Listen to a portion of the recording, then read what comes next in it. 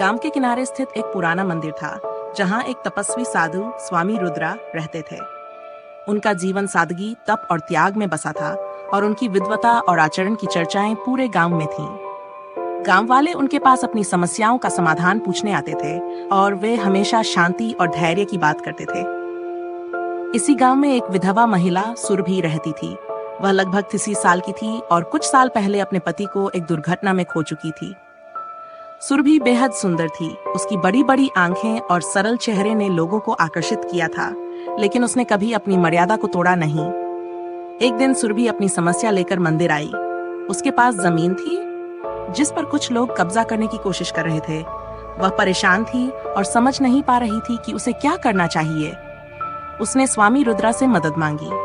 स्वामी रुद्रा ने ध्यान लगाकर उसकी बातों को सुना और उसे धैर्य रखने की सलाह दी। उन्होंने वादा किया कि वह इसका हल निकालेंगे। इसके बाद सुरभि का मंदिर आना जाना बढ़ गया।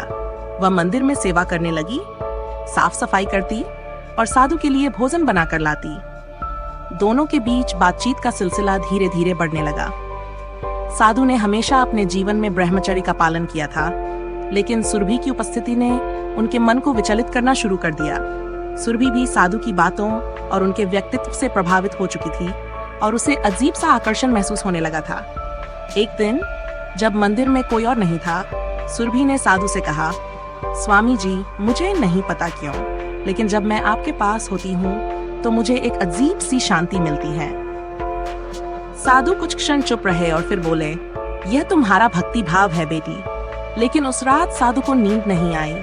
उनके मन में सुरभि की बातें और उसकी उपस्थिति घूमती रही और उनके दिल में एक उलझन की स्थिति उत्पन्न हो गई। यह कहानी एक मानसिक और आध्यात्मिक द्वंद्व की ओर इशारा करती है, जिसमें ब्रह्मचर्य, भक्ति और मानवीय संबंधों का संघर्ष दर्शाया गया है।